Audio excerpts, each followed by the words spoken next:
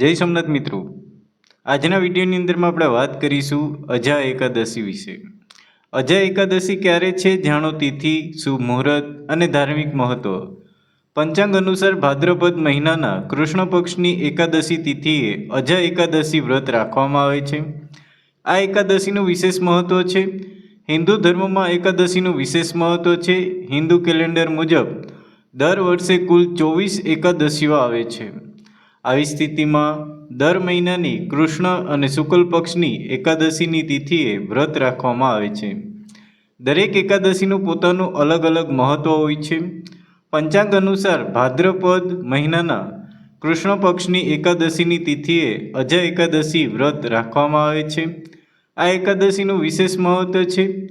અજા એકાદશીના દિવસે વ્રત રાખવાથી અનેક પ્રકારના દુઃખમાંથી મુક્તિની સાથે સુખ સમૃદ્ધિ પણ પ્રાપ્ત થાય છે। તો ચાલો આપણે જાણીએ કે અજા એકાદશીની તિથિનો શુભ સમય શું છે અને તેનું મહત્ત્વ કેટલું છે। તો અહીંયા આપણે એ અજા એકાદશી 2024 ક્યારે છે? વૈદિક પંચાંગ અનુસાર ભાદ્રપદના કૃષ્ણ પક્ષની એકાદશી 29 ઓગસ્ટ રોજ સવારે 1:19 કલાકે શરૂ થઈ રહી છે, જે 30 ઓગસ્ટ રોજ સવારે 1:37 કલાકે સમાપ્ત થઈ રહી છે। ઉદયા તિથિ અનુસાર અજા એકાદશી 29 ઓગસ્ટ 2024 ગુરુવારે આવી રહી છે।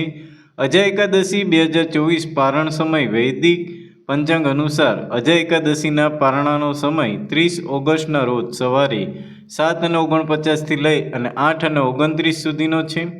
અજા એકાદશી 2024 ઉપર શુભ યોગ અજા એકાદશી ગુરુવારે છે। આવી સ્થિતિમાં તેનું મહત્ત્વ ઘણું વધી ગયું છે। આ ઉપરાંત આ દિવસે સિદ્ધિ યોગની સાથે સવારથી સિદ્ધિ યોગ પણ રચાઈ રહ્યો છે।